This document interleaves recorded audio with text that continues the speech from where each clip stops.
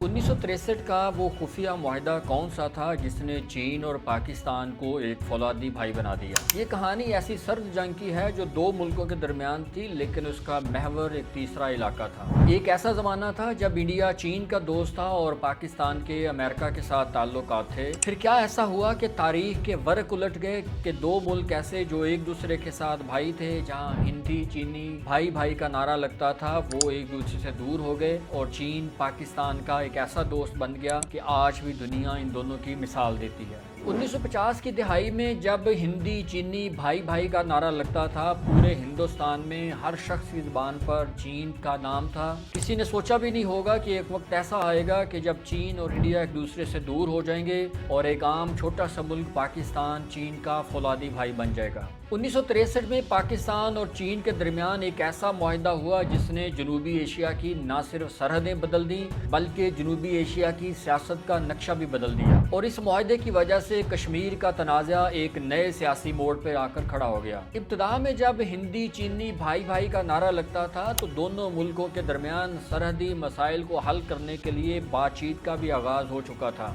ऐसा लग रहा था कि दोनों ममालिक अपने सरहदी मसाइल हल करके मुस्तकबिल के इंतहाई पावरफुल स्ट्रेटेजिक पार्टनर बन जाएंगे। लेकिन ये सब कुछ उस वक्त बदल गया जब कश्मीर के मामले पर तनाज़ा खड़ा हो गया और चीन और भारत के दरमियान दूरियां पैदा हो गईं और 1962 में दोनों मुल्कों के दरमियान एक बहुत बड़ी लड़ाई भी लड़ी गई। इस लड़ाई में चीन ने भारत के वो इलाके भी कब्जा में कर लिए जिन पर भारत अपने कंट्रोल का बड़े अरसे से दावा करता था। उस वक्त पाकिस्तान और अमेरिका एक दूसरे के इत्तेहादी थे और चीन पाकिस्तान को शक की निगाह से भी देखता था। लेकिन ये बर्फ उस वक्त पिघलने लगी जब पाकिस्तान ने चीन को अक़वाम मुत्तहिदा का मुस्तकिल मेंबर बनाने के लिए वोट भी दिया और दुनिया को कायल भी किया। उस वक्त के फौजी सदर अयूब खान ने इंतहाई बेहतरीन हिकमत अमली से काम लिया और सबसे अहम किरदार उस वक्त के नौजवान वजीर खारजा जुल्फ़िकार अली भुट्टो का था। जुल्फ़िकार अली भुट्टो ने चीन को वाज़ेह पैगाम दिया था कि भारत का मौक़िफ़ हम किसी सूरत ही तस्लीम करेंगे। फिर 12 अक्टूबर 1962 को वो तारीखी दिन आया जब दोनों ममालिक के दरमियान बाकायदा बातचीत का आगाज हो गया,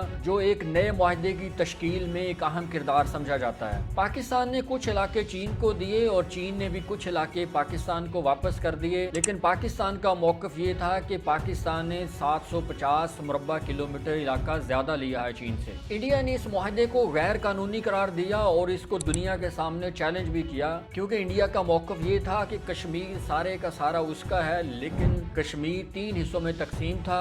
एक ऐसा हिस्सा जो इंडिया के पास था, दूसरा पाकिस्तान के पास और तीसरा चीन के पास। लेकिन पाकिस्तान और चीन ने भी भारतीय मौक़िफ़ को पूरी दुनिया के सामने मुस्तरद किया। जुल्फ़िकार अली भुट्टो ने अक़वाम मुत्तहिदा में तकरीर करते हुए कहा था कि कश्मीर भारत का नहीं बल्कि कश्मीर उन लोगों का है जो वहां बसते हैं और कश्मीर के मुस्तकबिल का फैसला भी उन लोगों की मर्जी के मुताबिक ही होगा जब इस तस्वाबे राय मुरक्कद किया जाएगा। इस मुआहदे के बाद कश्मीर के मामले पर चीन ने हमेशा पाकिस्तान की मौक़िफ़ की हमायत की और तमाम इंटरनेशनल फोरम्स पर हमेशा पाकिस्तान को सपोर्ट किया। अगर 1962 में चीन और भारत एक दूसरे के सामने खड़े ना होते और पाकिस्तान और चीन के दरमियान वो मुआहदा ना होता तो हो सकता है जनूबी एशिया की जियो पॉलिटिक्स का नक्शा कुछ और होता। ये सिर्फ एक मुआहदा नहीं था बल्कि एक फैसला था जिसने जनूबी एशिया की जियो पॉलिटिक्स को एक नई डायमेंशन पे खड़ा किया। पाकिस्तान और चीन का रिश्ता आज भी उतना ही मजबूत है जितनी मजबूती से 1963 में आगाज हुआ था।